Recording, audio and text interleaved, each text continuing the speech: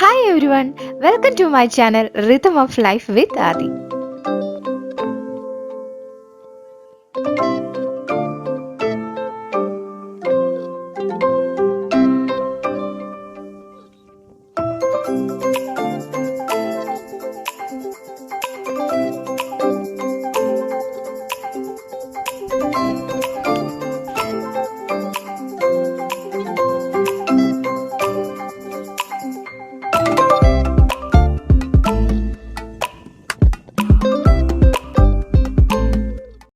എല്ലാവർക്കും സുഖം തന്നെയല്ലേ? അപ്പോൾ ഇന്ന് നമ്മുടെ ആദ്യത്തെ വീഡിയോ ആണ്. അതുകൊണ്ട് തന്നെ ഞാൻ വിചാരിച്ചു ഒരു ഭക്തിസാന്ദ്രമായ സ്ഥലത്തു നിന്നും ആവാൻ തുടക്കമെന്ന്. സോ ഇന്ന് ഞാൻ നിങ്ങളെ കൂട്ടിക്കൊണ്ടു പോകുന്നത് അങ്ങനെ ഒരു സ്ഥലത്തേക്കാണ്, ദ്വാരക. ഒട്ടുമിക്ക എല്ലാവർക്കും അറിയാവുന്ന ഒരു പ്രശസ്തമായ ഹിന്ദു തീർത്ഥാടന കേന്ദ്രമാണ് ദ്വാരക. ശ്രീകൃഷ്ണന്റെ തലസ്ഥാനം എന്നാണ് ദ്വാരകയെ ഇതിഹാസങ്ങളിൽ വിശേഷിപ്പിക്കുന്നത്. ഭഗവാന്റെ രാജധാനി ഇവിടെയായിരുന്നുവെന്നും അദ്ദേഹത്തിന്റെ സ്വർഗാരോഹണത്തിന് ശേഷം ഈ നഗരം കടലിൽ മുങ്ങിപ്പോയെന്നുമാണ് പറയുന്നത്. എന്തായാലും ഗുജറാത്തിലെ ജാംനഗർ എന്ന ജില്ലയിലാണ് ദ്വാരക സ്ഥിതി ചെയ്യുന്നത്. അപ്പോൾ ദ്വാരകയിൽ നിന്ന് തന്നെയാവട്ടെ നമ്മുടെ തുടക്കം. അപ്പോൾ ഇതാണ് ക്ഷേത്രത്തിലേക്കുള്ള വഴി. വലിയ വീതിയില്ലാത്ത റോഡാണ്. ഇരുവശങ്ങളിലും ഒരുപാട് കടകളും ഉണ്ട്. നിങ്ങൾക്ക് കാണാൻ കഴിയുന്നുണ്ടാവും ഇപ്പോൾ ക്ഷേത്രത്തിന്റെ ഗോപുരം. ഇതാണ് ദ്വാരകാധീശ് ക്ഷേത്രം അഥവാ ജഗത് മന്ദിർ എന്നും പറയും. ഈ ക്ഷേത്രത്തിന് ഒരു ഐതിഹ്യമുണ്ട്. ഇത് ശ്രീകൃഷ്ണ ഭഗവാന്റെ ചെറുമകൻ വജ്രനാഭൻ എന്ന വ്യക്തി നിർമ്മിച്ചതാണെന്നാണ് വിശ്വസിക്കുന്നത്. പിന്നീട് പിൽക്കാലത്ത് ഒരു ചക്രവർത്തി ഇത് നശിപ്പിക്കുകയും അതിനുശേഷം 15-16 നൂറ്റാണ്ടുകളിൽ ഇത് പുനർനിർമ്മിക്കുകയും ചെയ്തു എന്നും പറയപ്പെടുന്നു. നിങ്ങൾക്ക് കാണാൻ കഴിയുന്നുണ്ടാവും, അങ്ങ് ദൂരെയായ ഒരു ബ്രിഡ്ജ് കാണുന്നില്ലേ? അതാണ് ദ്വാരകയുടെ മറ്റൊരു പ്രത്യേകത. ഈ ബ്രിഡ്ജിന്റെ പേരാണ് സുദാമ ബ്രിഡ്ജ്.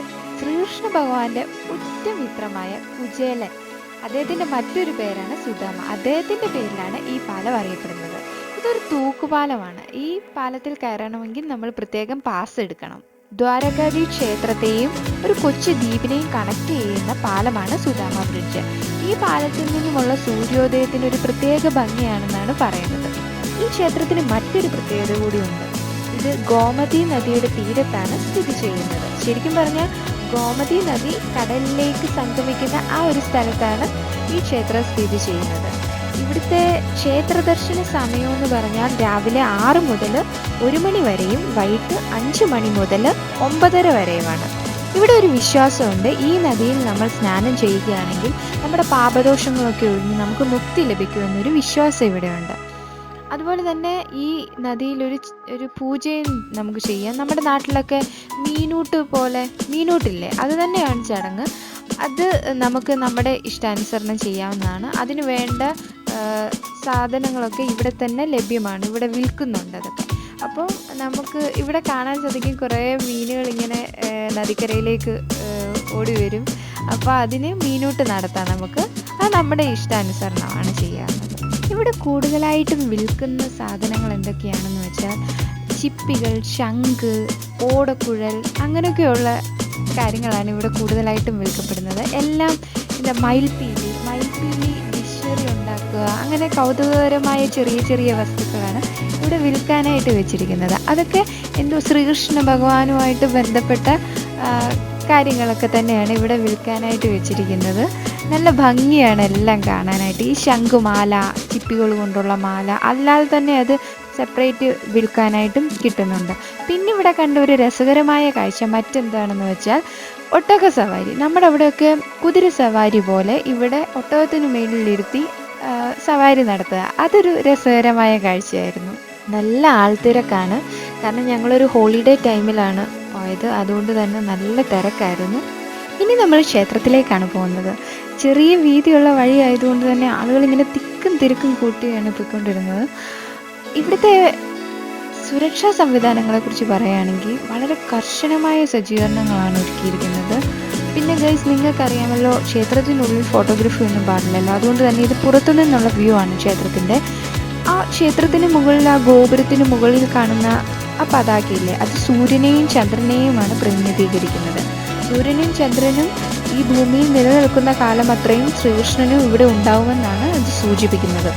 പിന്നെ ഇത് 72 തൂണുകളിലായി 5 നിലകളുള്ള കെട്ടിടമാണ് ഈ ക്ഷേത്രത്തിൻ്റെ അകത്തുള്ളത്.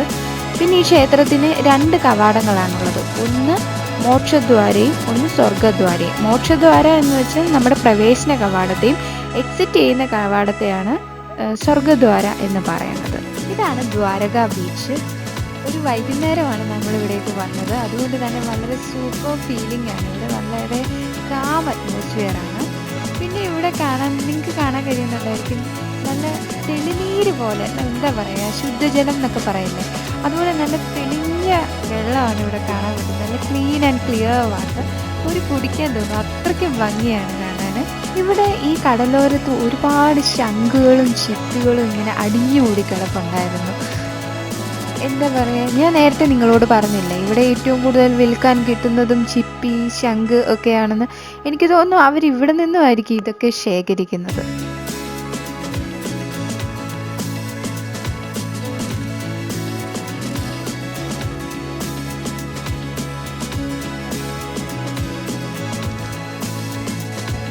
ഈ കടലിലാണ് ദ്വാരക മുങ്ങിപ്പോയത് എന്നാണ് പറയുന്നത്. ഇന്നും ആ ദ്വാരക പട്ടണത്തിൻ്റെ അവശിഷ്ടങ്ങൾ ഈ കടലിനടിയിൽ അവശേഷിക്കുന്നു എന്നാണ് പറയുന്നത്. അതിന് മറൈൻ ആർക്കിയോളജിക്കൽ ഡിപ്പാർട്ട്മെൻറ്റ് തെളിവുകളും കണ്ടെത്തിയിട്ടുണ്ട്. അതുകൊണ്ട് തന്നെ ഇതൊന്നും കെട്ടുകഥകളാണ് എന്ന് പറഞ്ഞ് നമുക്ക് പാടെ തള്ളിക്കളയാൻ കഴിയുകയില്ല. നേരെ നന്നായി ഇരുട്ടി തുടങ്ങിയിരുന്നു. നല്ല കുളിരുള്ള കാറ്റും വീശുന്നുണ്ടായിരുന്നു. നല്ല ഒരു സായാഹ്നമായിരുന്നു. നല്ലൊരു അനുഭവം തന്നെയായിരുന്നു ദ്വാരകയിലേക്കുള്ള യാത്ര. ഈ വീഡിയോ എല്ലാവർക്കും ഇഷ്ടമായെങ്കിൽ ലൈക്ക് ചെയ്യാൻ മറക്കല്ലേ. അതുപോലെ തന്നെ ഷെയർ ചെയ്യുക. ഞങ്ങളുടെ ചാനൽ സബ്സ്ക്രൈബ് ചെയ്യുക.